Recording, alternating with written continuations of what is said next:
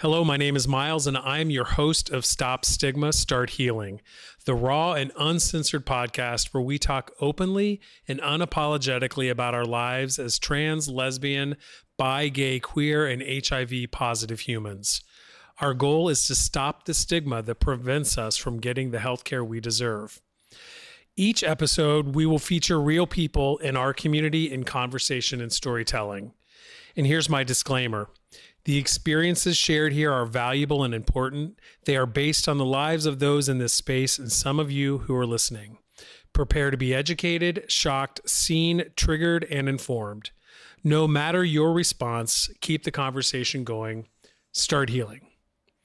So welcome to episode 10 of our second season. I never thought we would be seated here today in this situation with this busted podcast that I have had the opportunity to meet with some really awesome people and learn a lot of great stuff. But this has been a really great low budget experience, and glad to be able to wrap up this episode with the guests that I have here today.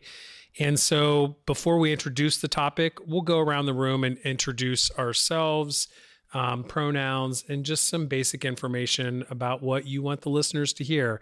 And I'm going to talk to our veteran over here on the couch first plead you to go first. Yeah. So I am Kelly. I use she, her, hers pronouns.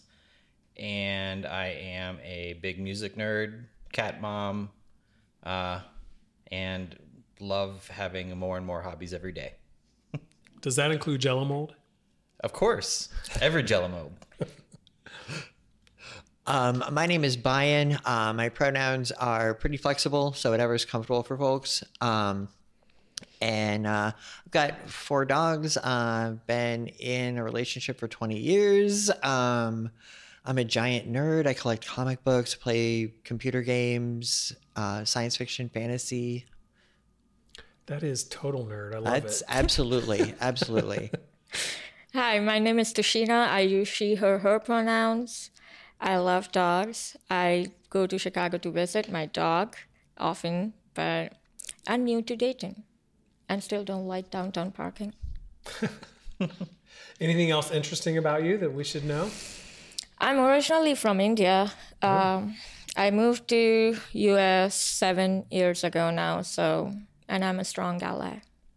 Very good. We're so happy that you are here. So today's topic, and it's going to feel pretty heavy because it is around suicide, and more specifically suicide in the LGBTQ youth population. For those of you who are listening, you may be aware that the organization that we work in is undergoing a zero suicide initiative over the next 5 years to really focus on reducing suicide in queer youth. And we thought it was important to get the conversation started and talking about it. And so guests were invited to come in, and they're going to share some of their stories and some of the information, hopefully to provide some hope to people out there who are listening. So if you wouldn't mind, Tashina, starting out, just giving us some of the statistics. Yeah, so suicide, I think it's really important to discuss the topic of suicide because it is the second leading cause of death among the youth, LGBTQ youth, and LGBTQ youth are 4 times more likely to attempt or die by suicide than their peers. Yeah. If you would like more, then in Ohio, around 45% of LGBTQ youth seriously considered attempting suicide in the past year. That is just in the state of Ohio. 45%. So that's almost a lot. like 1 in every 2. Yep, and one youth person tried to attempt suicide every 45 seconds. Wow. Okay. Pretty profound, right? Mm-hmm. I mean, that's pretty scary. So I'm glad we're here talking about this. I'm going to have Bayan and Kelly share with us initially just your coming out story. You want to go first? I sure can. So I grew up in a really small rural town about an hour north of Columbus. And I came out probably, I fell in love with my first boyfriend, or my first love, my senior year of high school. Until then, like there was, I knew, but I didn't know. And it was, I was in love with this boy. So it was pretty obvious. Came out to close friends, was kind of outed by a friend that I had told to the class. I had been bullied pretty much from kindergarten on. So it was a surprise to no one except me that I was queer. So I kind of came out to most people not by choice. And then moved to Columbus, thought life would be better. In a lot of ways it was. Assaults, bullying, that doesn't necessarily go away once you become an adult. Once you move to a larger place, a more accepting community, it still happens. I was on the receiving end of some stuff. But in general, kind of moving out of an oppressive, conservative, rural environment definitely helped. I didn't actually, now that I'm thinking about it, I didn't actually come out face to face to anybody but like my 3 closest friends in high school. Like, my mom found a letter that I had written to a friend talking about some guys that I had met once I left. And she like knocked on my door and was like crying. Like she came to visit. I had moved to Columbus in my first house. Knocked on the door, unexpected, tears, and she was like, I opened the door, and she's like, "Tell me you're not a butt fucker." Ooh. And I was like, "You need to get your ass inside, woman! Like, what the hell?" So that was kind of that was me coming out to my parents. Wow. So I kind of oscillated growing up. It's something that's pretty common in the trans community where you kind of go through these like spells of like gathering clothes and stuff of the other gender and having like this like bag of stuff, right? And then eventually you get freaked out because you're still in the closet and you throw it all away. And then you start again because it's just not going away kind of thing, right? So I went back and forth on that for years, had stuff in the closet that eventually would be pouring out, and eventually it would either half of it would get thrown away or all of it would get thrown away, or I'd start dating somebody else and like that would just go to the back of the closet kind of thing. Metaphorically and physically? Yeah. Okay. Yeah, both really, both mentally and physically. And it kind of, you hide it. It's almost like putting a mask on, where like eventually you just have to take the mask off, it feels like. And I think that's where the suicide component plays a role there. But moving forward after high school, because I didn't come out at high school at all. I went to my junior prom in drag, and that was kind of like the gender euphoria moment for me that kind of sealed the deal of, oh yeah, you're definitely trans. And then in college, I kind of hid it away. Finally, after I was done with college, and I didn't really have any close friends per se, because I was always kind of a loner in college, bullied all the way through school. Decided to kind of do like the half-life thing, I guess, where like my social life, I was Kelly. The work life was like the guy component of myself. And then eventually just couldn't do it anymore. Decided to go 100%. Luckily, coming out at work was not as stressful as I thought it would be. I had just graduated when I came out at work, and I was working in food service at the time. Got misgendered all the time going to work. Finally found a job that was accepting, and immediately got out of food service. and that was kind of from then to Equitas was not a big jump. So I did the PCA thing at a psychiatric facility for a little while, and then came to Equitas, which was even more accepting than a psych department would be. And here I am now. Great. So you both already touched on this, but if you could share with listeners some of the messages you were given as a young person trying to figure yourself out. I mean, even prior to coming out, you had mentioned stuff was happening pretty early on. I think most of us, before we said the words, probably were dealing with a lot of name calling and bullying. And yeah, I mean, I was always I think a lot of at least male-based homophobia, cis male-based homophobia is really rooted in gender stuff. So, I was atypically gendered as a kid. Like I played with girls. I did lots of stuff that looking back, you're like, oh, of course this kid was gay. So, it's, just knowing that the stuff that I wanted to do was not okay. That I needed to act a certain way to get any kind of approval. And I think men who kind of betray gender stereotypes are really harshly punished in ways that girls don't experience.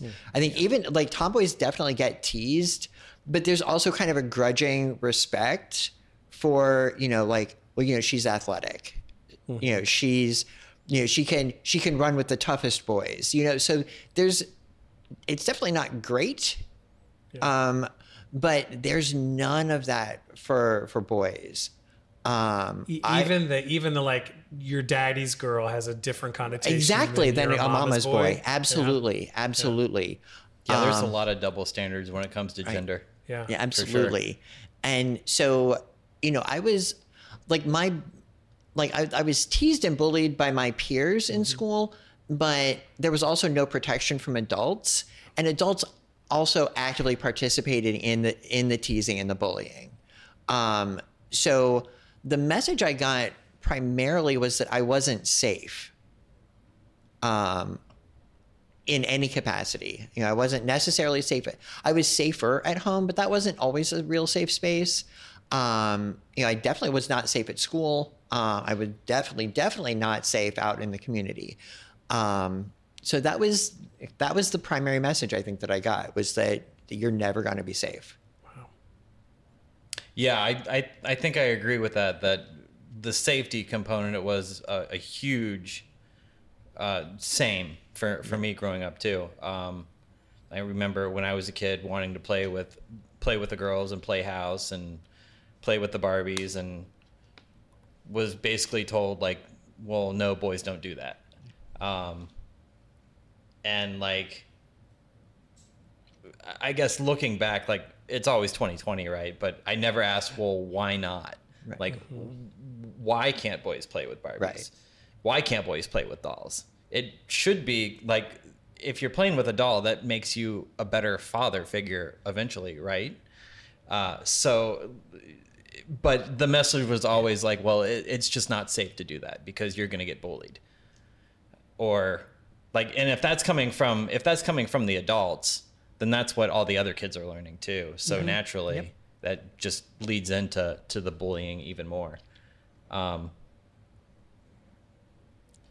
It also sounds like boys don't cry like a girl, not able to express their emotions. Yeah. Yeah, it's weird how that double standard fits in, because with men, you have to be this non-emotional whereas for women, if they are any kind of assertive, it's considered bitchy or bossy or something like that, where it's well, no, I'm just telling you what I want, or what I think should be.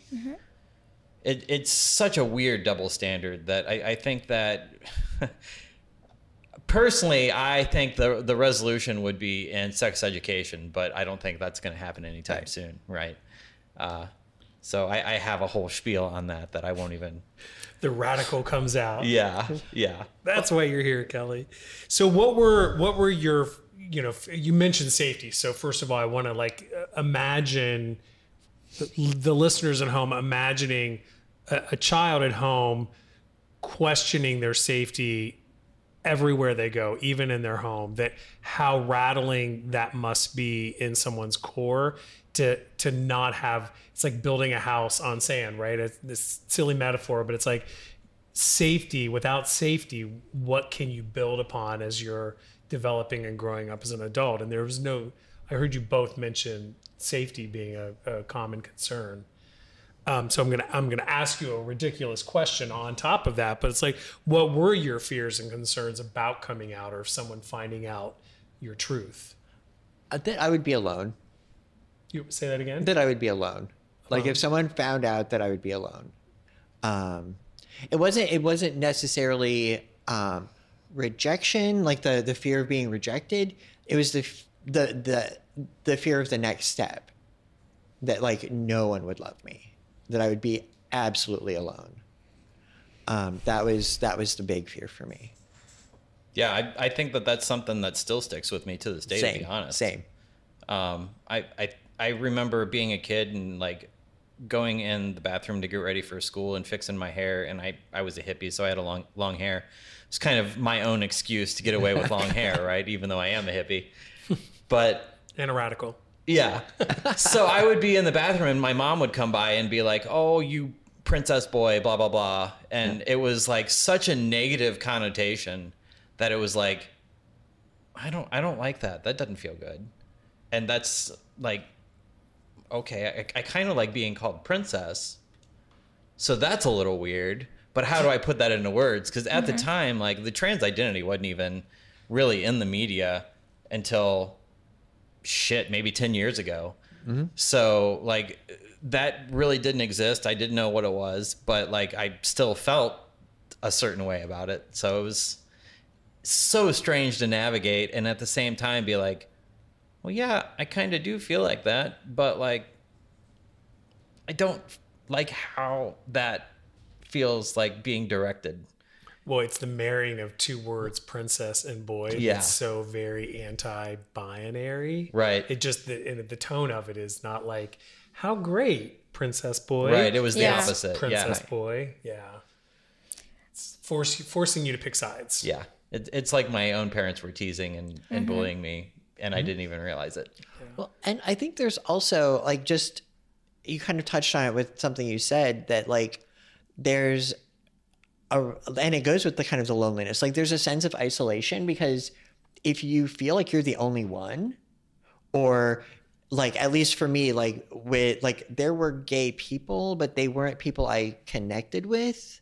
And they were like media people. Like I'm old enough that like Liberace was a person. So like everyone talked about Liberace being gay, and I was like, I did not see myself in that. Yeah. You know, like he was not someone I ever envisioned myself being. And so that was like what I had, and it didn't make sense. It didn't resonate. So I didn't understand that was me, and that, so it just, See, that it was just, me with RuPaul. Yeah, exactly. Yeah. Yes. Cause that would have been about the only vaguely trans person, trans adjacent person. Right. Yeah. Google Liberace. For those who are out there listening, wondering who Liberace is. Yeah, fair. Yes. This like beautiful, absolutely. Yes. human that had an incredibly messy life, but it was very hard for a young gay man to identify with Liberace. Well, I mean, because he was just, it's over the top, much like RuPaul, right? It's like, that's unattainable. Yeah. and just, I mean, there were parts of Liberace that were fantastic. Like he had the greatest capes, but like, That's true. I could not picture myself rocking around like rural Ohio in the middle of the cornfield with this like giant velvet cape. Like it just wouldn't go. Do it wouldn't that work. in a small town. Yeah. See what I just did there. Ooh, look at you being topical. If I can ask a follow-up question, you both mentioned you didn't feel safe at home or even outside at school or community. What made you feel safe? I think eventually for me, finding people that matched my vibe, I guess. I remember as a teen going through the internet and finding eventually a community there, finding my community in college that, like, when I still didn't identify as trans at the time, like, I still connected with these people. And eventually, right before I came out, I'm seeing more media representation. So, like, Jazz Jennings, what's the girl from Orange is the New Black? I forget. Yeah. Laverne Cox? Yeah. Yeah. But more media that was not like always negative connotation. It was more in the positive light, or at least starting to move that way. Right. And then fast forward to now, of course, where it's all anti-trans all the time. Right. But like, finding that clique and finding that community and somebody that is like you, right? I think that just one person that is supportive makes such a huge difference. Right. And the stats are there to prove that too. Mm-hmm. So I think that safety in numbers kind of thing, I guess, would be a sense of belongingness. Mm-hmm. Helps with the safety. Yeah. You got a pack. Right. We're pack animals. It's a little tribal. It is. Like very similar. When I got to high school, just kind of finding my people. Like, there were 10 of us in my high school who hung out together, and we were like the outcast misfits, whatever. Those are my people. Yeah, I mean, mine too. So yeah, it's like there were like, we call ourselves the Breakfast Club after the movie, but we ate lunch together. So that was kind of the so that was where I felt safe. Those were the people I came out to. Like, those were the people that were really there for me. Theater groups, chorus. Yeah. So knowing that you were not alone. Right. And none of them were queer as far as I know. But we were all like oddballs in different ways. Right. In my experience with that was I didn't even have to come out. We were just accepted for being different, right? No one had expectations that, we were, that expectation of our gender roles and our sexual orientation. You could just be who you were. You didn't actually have to have a word for it. Yeah. Cool. So, so let's talk a little bit more about what your relationship was like with suicide as a queer youth. So either one of you want to go first? I guess I'll go. So my first suicide attempt was terrible because I was 6. It was just poorly planned. I thought if I sat in the road, eventually a car would hit me. And that was at school. And it was after a really, literally, I was 6, a first grade. Mm-hmm. No, it was 5 because I remember the school. I was 5, so kindergarten. And it was just brutal. And I was just I just sat down on the road and just waited for a car to hit me. And this is rural Ohio, so nothing was going to happen. But so that was kind of my first thing. And then I went to a child psychologist, or it was like a child therapist. I don't really remember what that was all about. It was a while back. And then it was just, I took the bus home because I lived out in the country. The bus was terrible all the time. I was lucky to make it off the bus with both of my shoes. It was just a thing. Kids would steal my clothes. The older kids.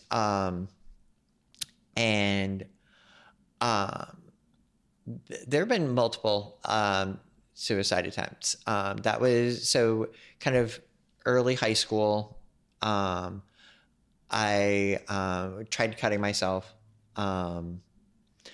And then kind of after coming out and moving, so during kind kind of grow. Part of the teasing was also based on my size. I'm small.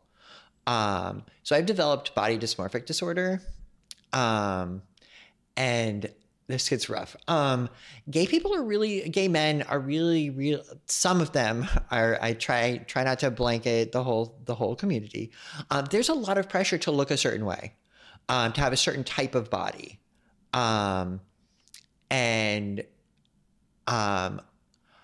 I go through periods where I get really in my head about how I look.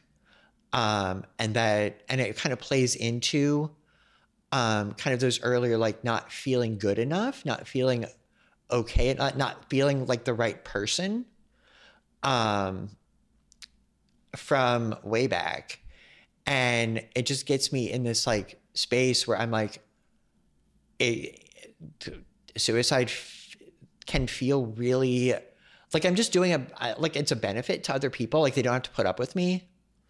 So that's kind of where I, in the past, have gotten.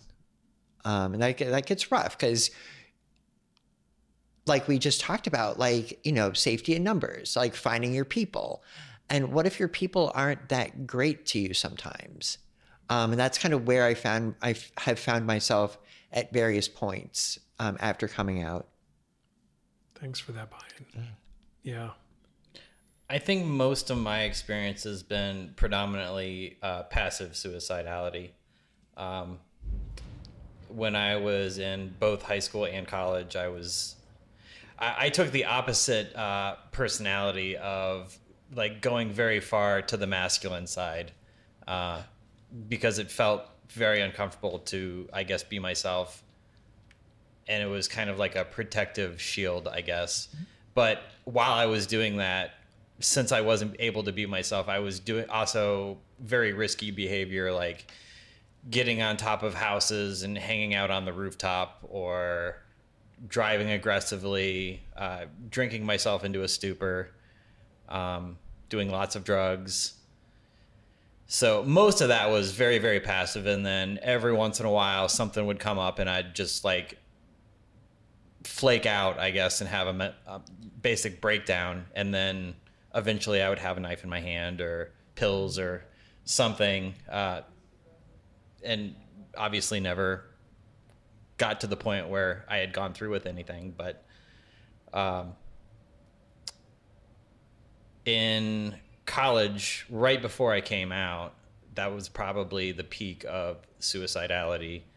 And every once in a while it rears its head still because of the whole, like, similar to you, where like with the trans community, you tend to have this expectation to look a certain way if you identify like specifically with the binary of male or female, and even worse with cis community expectations, where like with trans women, you have to like, you can't be too feminine, but you can't be like too masculine, and you have to walk this weird line, and it's just so like, it's a different animal, right? Yep.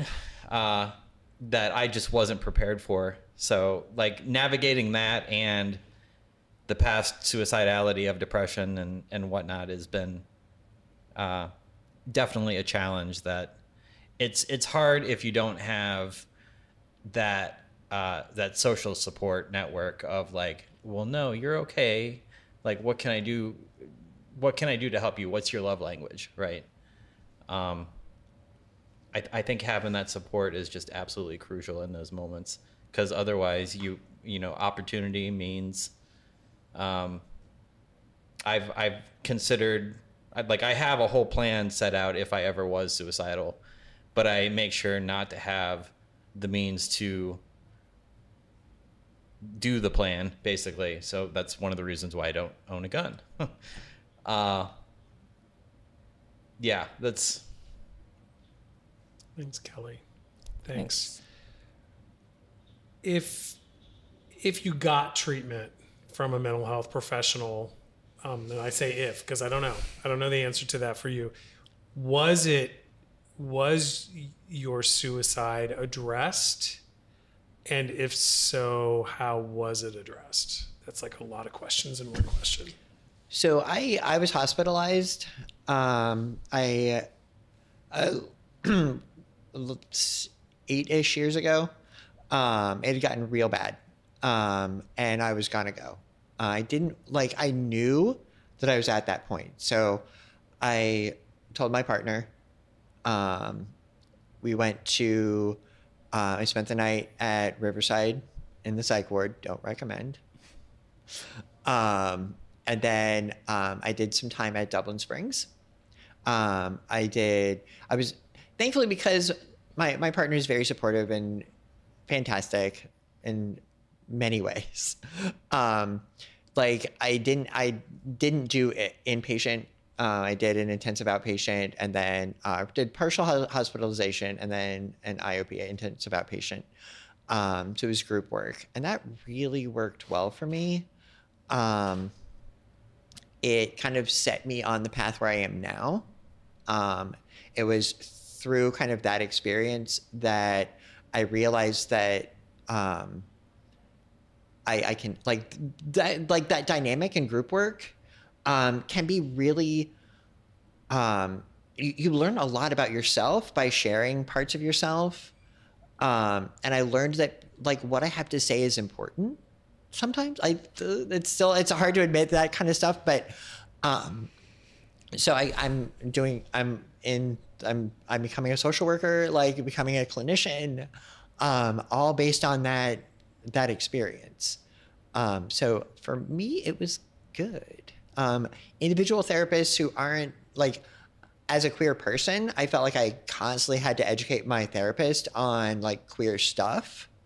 I had also gone through some gender identity stuff early on, and that was a slog to try and get my my mental health professional kind of up to speed on anything trans related that wasn't oh, so you're a drag queen.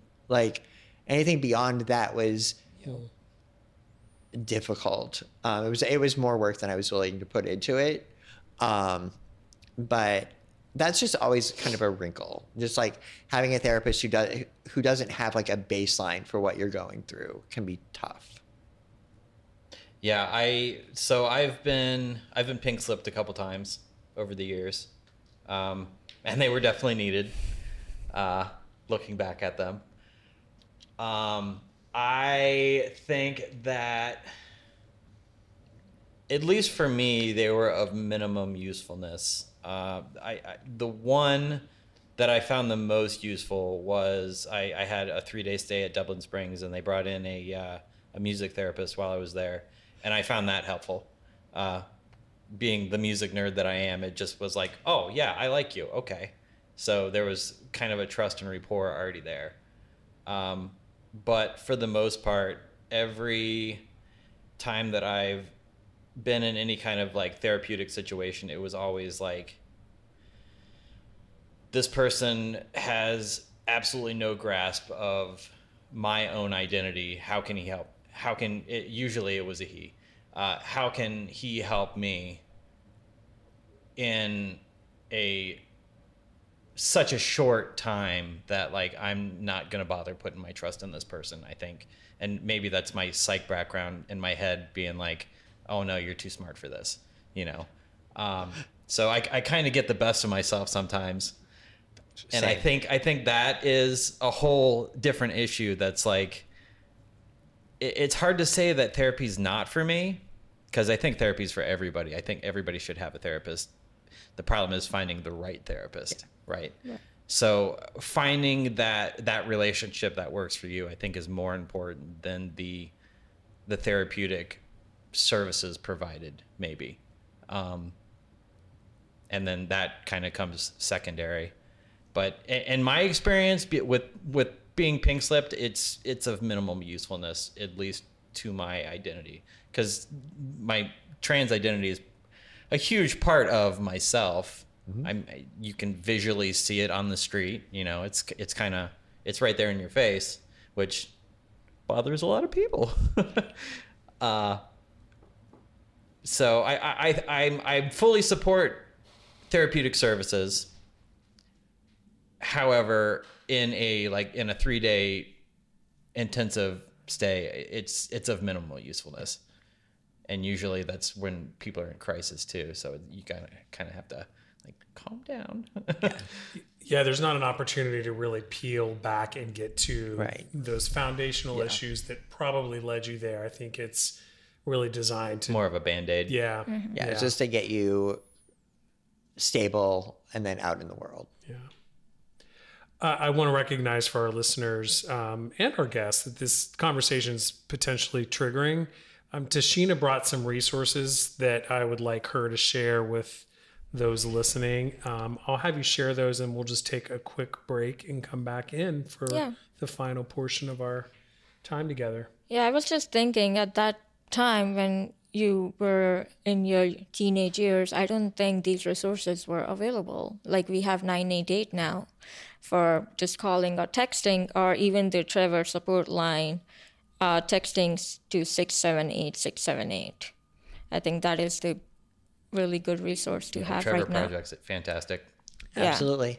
I love their website. You can just press escape to get you out of that website, and it goes to the home screen if you don't feel safe and someone's looking over.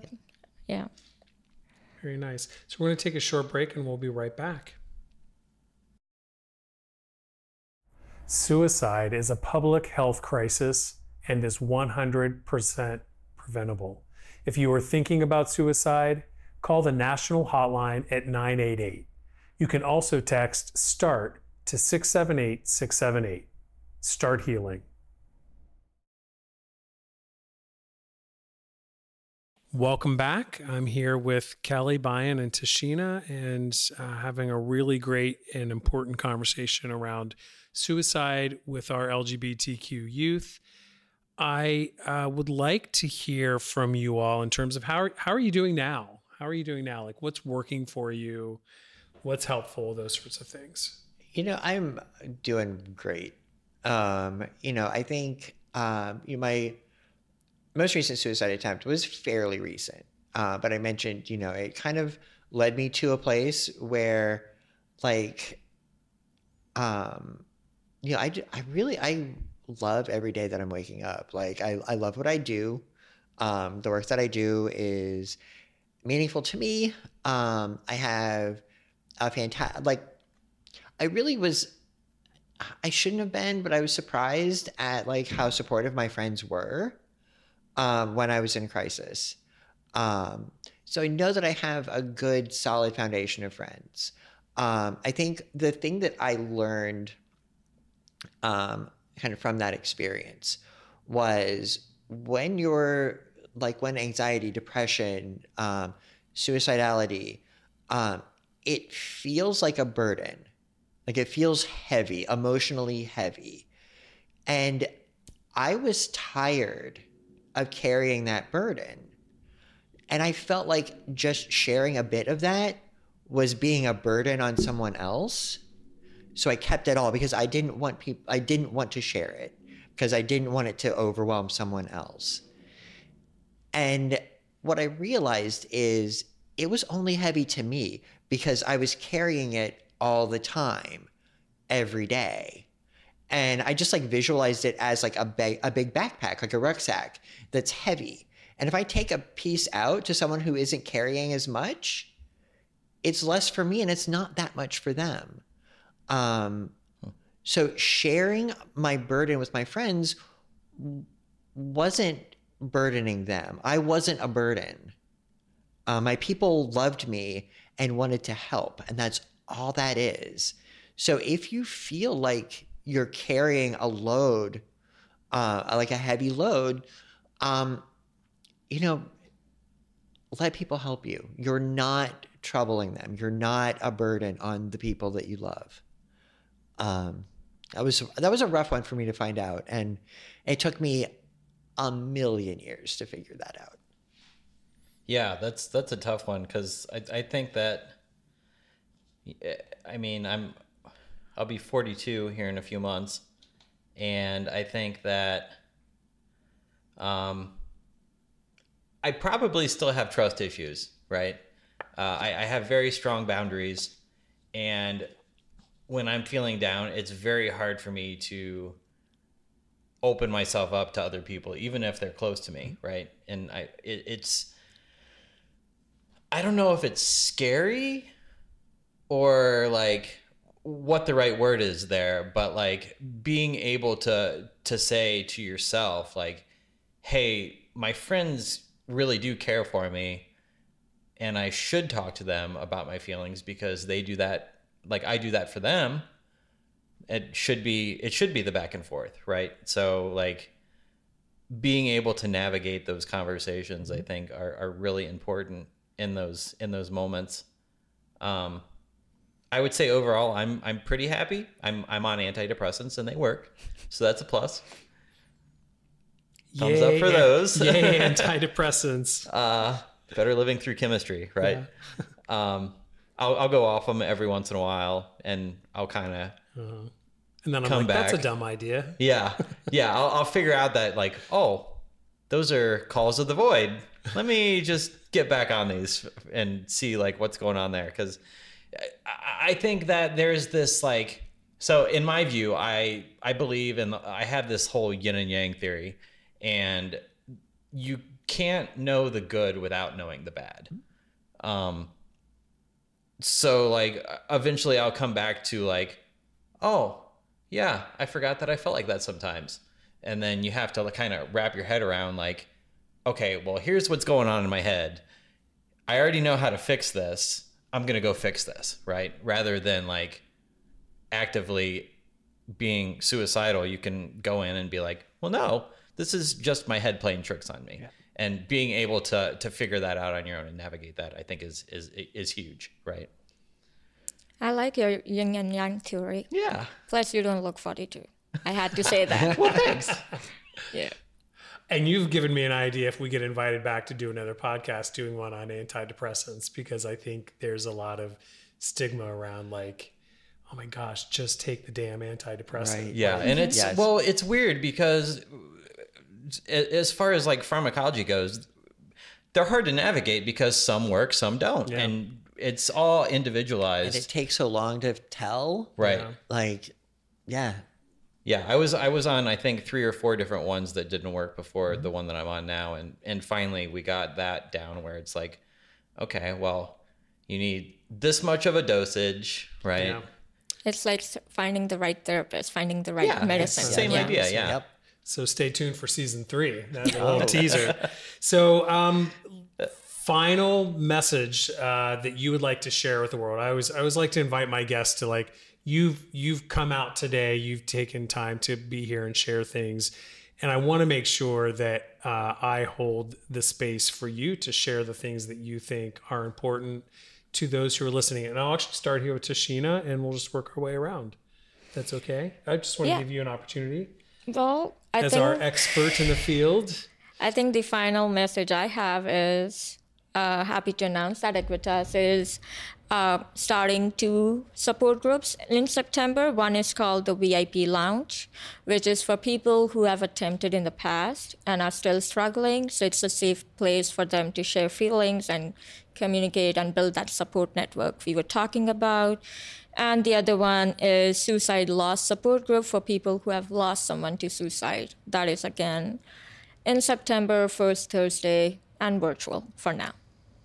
Still in the COVID world. So thanks for that, Tashina. Bayan, how about you? I guess speak to that small town kid. That small town kid, you know, you matter, baby. Like, it's really cliche. Like, I was really kind of like, oh, it gets better, blah. But it does. Life sucks sometimes. And it feels like nobody's in your corner and you're all by yourself. And those are the things that, getting through that, those are the things that are going to, like, get you through everything else in your life. So, I mean, it gets better. You will find your people. You will find those friends who will help share your burden. And, you know, when your pack is a little lighter, you'll take on some of theirs, and it's okay. And I guess just share yourself with people. If you're a queer person coming from a small town, you are magical, and you need to share that magic with everybody. I love the "it gets better" thing. I think for some folks can feel really invalidating, but I always just like to add, like, it gets better, and then it can get worse again, Right. and then it can get better Exactly, again, and then it can yes. get worse again, and then it can get better. That there are sort of that yin and yang. It's like there are things can improve, and that doesn't mean the setbacks mean that you can't still improve again. Yeah, You can't hills and have- valleys. Yeah, hills Yes. and valleys. You matter. Yeah. I like that. Bring us home, Kelly. So I think my takeaway would be there's always somebody in your corner, whether you realize it or not. Sometimes there's more people in your corner than you do realize. And a lot of us are, I guess, incapable of seeing that sometimes, including myself. And you shouldn't penalize yourself for being yourself or be anything other than yourself, like just because somebody says so. You know, everybody's a snowflake, right? Like we're all different. And not to take the right wing connotation. Right, of that. a snowflake in a good way. Yeah. I think that it's my escape personally is, you know, finding a new hobby and trying new things. I think that is a huge stress reliever for me to learn new things and get something out of it, right? But everybody is different as far as that goes. Like some people like playing guitar, some people like to escape into a book. So when you feel crappy, either, you know, lean on your buddy that has an empty backpack that can carry for you, or find something new and different to keep yourself busy. Thanks, Kelly. And right, I think along those lines, that someone in your corner can be someone that is in your life currently. It could be a support group. It could be a queer healthcare provider. It's like, right, but you have to kind of look for them. Fortunately, young people today have access to a whole wide world that didn't exist. And there are tons of resources out there for, I think of the Trevor Project and their chat function and their website ability to be able to interact with folks. So that support is there. And I want to make sure that young people have their hands on that information. Yeah, and there's all kinds of groups on social media. I think I'm on like 30 or 40 different trans groups on Facebook. So hopefully together we can bring that number down. You said it was this past year 45%. Yep. So And every 45 seconds, a person attempt a youth. Yeah. Yeah, the stats that are trans-specific are absolutely astounding because it's if 50-50 if you're going to survive past 30 years, you know. Right. Out of the LGBTQ community, 36% of trans youth attempt suicide. So staggering. Yeah. And unfortunate, and a pandemic that we can impact as the grown-ass elders of our community, right? Sharing our voices and doing the work that we do. So, Well, and I think, you know, we put a lot of, I'm just thinking, like, we put a lot of burden on queer youth to, like, keep themselves alive. Like, cis straight people, like, you're making it tough on us. yeah, Like, get your house in order a little bit. Yeah. good point.